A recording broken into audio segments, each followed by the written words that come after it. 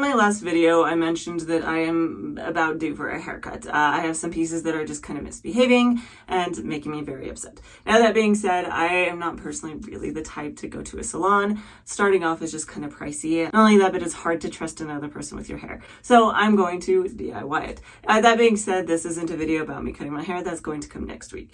This video is, I'm going to go through some of the DIY haircuts that I know about, things that I've done in the past or that I've seen other people do. And I want to talk about them, break them down to the pros and the cons, and kind of pick which one I think might be best for me and walk you through this process that I've kind of gone through. This is definitely not an exhaustive list. This is just a couple. If you know of any others, definitely drop them down below. I'm curious to see what they are. That being said, if you are new to my channel, hi, my name is Lena and welcome to my bathroom. And if you do like content like this, please do like and subscribe. It helps me out a ton.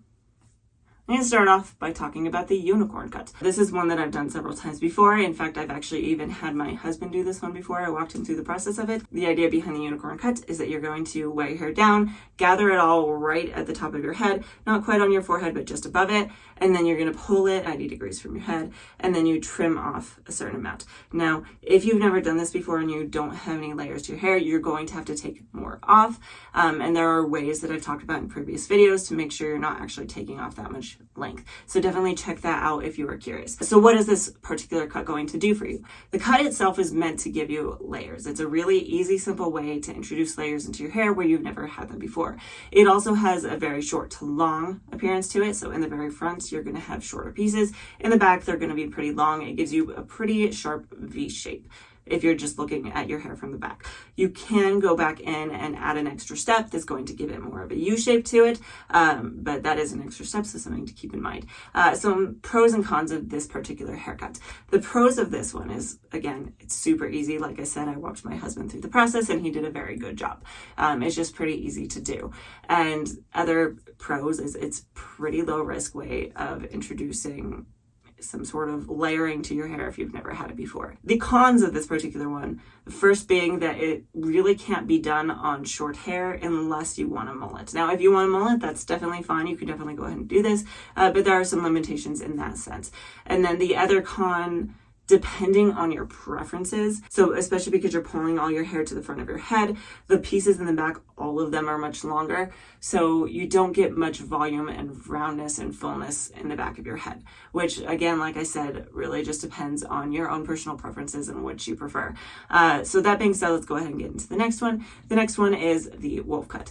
The only really big difference between the wolf cut is that instead of putting your ponytail here, you're putting it on the crown of your head. And what this is going to do is it's going to give it a little bit less of that sharp shape. You're not getting quite as much of that steep gradient, that steep V in the back. And it should give your hair a little bit more of kind of that layering in the back of your head.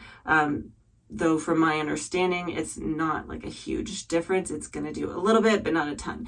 That being said, depending on how much fullness you want in the back of your head, the wolf cut could be a better option than the unicorn cut for that purpose. Moving on, I want to talk about the double unicorn. The idea behind the double unicorn is it's the same as the unicorn. You pull all your hair up into a ponytail right at the top of your head here at the very front. You take a little bit off and then you let it down and you only gather about half of it and then you do it again. Now, again, it's kind of a similar idea to the unicorn cut itself. Some pros of this is that it could introduce more layers to your hair, which is going to give you more fullness in the back. But the biggest con of this one is I think it's really easy to take too much off and then you get this stepped look. And so I personally don't think I would recommend this because this was part of why I ended up having to take about 9 inches off of my hair last time I cut it, was because I had just kind of like this shelf right here. So if you do it, I would just do it very carefully. Take that second layer and just take a little bit off at a time until you're happy with the way it looks. Moving on to the next one is the pigtail haircut. So this was a DIY haircut designed by It Means by Mel. I'll leave a link to her original video down below for you.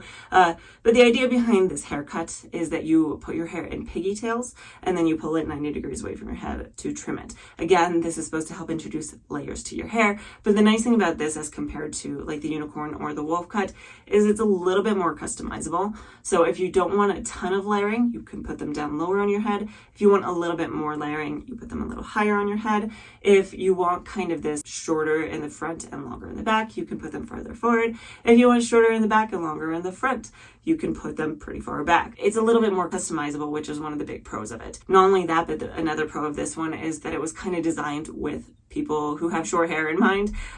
So the people who don't want to do the unicorn cut or the shag because they don't want a mullet can actually do this one. They can just customize their pigtails to kind of suit their needs. The biggest cons for me of this one is sometimes it's hard to know where you want to place those to get the right shape because everybody's hair is just a little bit different. Not only that, but getting the pigtails in the same spot on either side of your head can be a little bit tricky. And then you also have to make sure that you're cutting the same amount off on either side of your head, which adds another level of difficulty to it. If you take your pigtails down to check what it looks like, it can be really hard to get them back in the same spot. All right, moving into the next one. So this one is called the butterfly cut. This one has definitely gained in popularity more recently. The first person that I saw who was talking about it was Brad Mondo, and I think he kind of brought it back. This is kind of something that's been around for a while. It used to be called the feathered look, and it was really popular in the 70s, and it kind of got brought back in the 90s as the Rachel look. It's just gaining in popularity yet again. It's just a popular look. So the idea behind this one is that you draw kind of a line towards where your ears are, and then you bring everything forward on top of your forehead. So this time you're actually bringing it on your forehead, not above it. And then everything in the back, you're bringing up to the crown and putting in a ponytail there. Now, the stuff in the front, you're kind of pulling down and trimming it like that. And then the stuff on the top here, you're bringing it forward and trimming it like that. So what this is meant to do is kind of give you this feathery, kind of almost bell shape to your hair. Now, the pros of this one is this one's really good for people who do blowouts. This one is really good for people who have naturally straight hair or naturally wavy hair. Now, the cons about this one. I'm going to touch on this very briefly. I'm going to leave a link down below though and up above if I can. But this particular haircut isn't necessarily great for curly hair. Now, Mains by Mel did an entire video where she talked about the pros and the cons of this particular haircut. I'm not going to go into it all, but the basics of it, so there's like no layering, no volume, no shape to the back of your head at all, and it's actually going to decrease any volume you might get out of your hair instead of increasing it. Again, this is all subjective. It depends on what your goals are. So that being said, let's move into the next one. The last one that I want to talk about is the universe cut. So this is another one created by Mains by Mel, and this is probably the most complicated, so I'll try to break it down for you, but if you need more information, definitely check out her video. So the idea is that you're taking all the hair kind of in the crown of your head, and you're cutting that first to where you want it to be shape-wise and length-wise, and then you're matching the pieces on the side by taking a section and matching it, taking a section, matching it, and then you're letting that like kind of bottom layer in the back, and then you're going to match that up as well. So some pros of this one is it's going to give you the most control out of all of these. It's just giving you a more rounded shape, which is going to give you a lot more volume. This cut also does take away the U and the V aspect of everything. So if that is something you don't like, you don't want a U or a V, you want more of kind of like a straight flat look in the back, then this is a better option. Cons. This is probably the most difficult. If you were someone who has never done a DIY haircut, this is probably not the place to start. I would really only recommend this if you were someone who really just feels confident in their skills and has been doing their own hair for a while. A couple more things that I want to touch on before I talk about what I'm going to do with my own hair.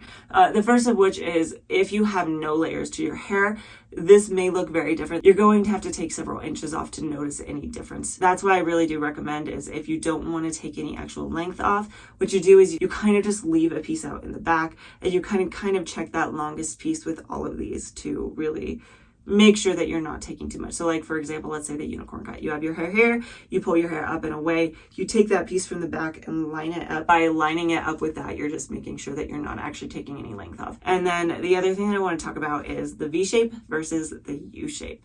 So last time I cut my hair, I took probably about 9 inches off, right? I took a lot of length off of my hair.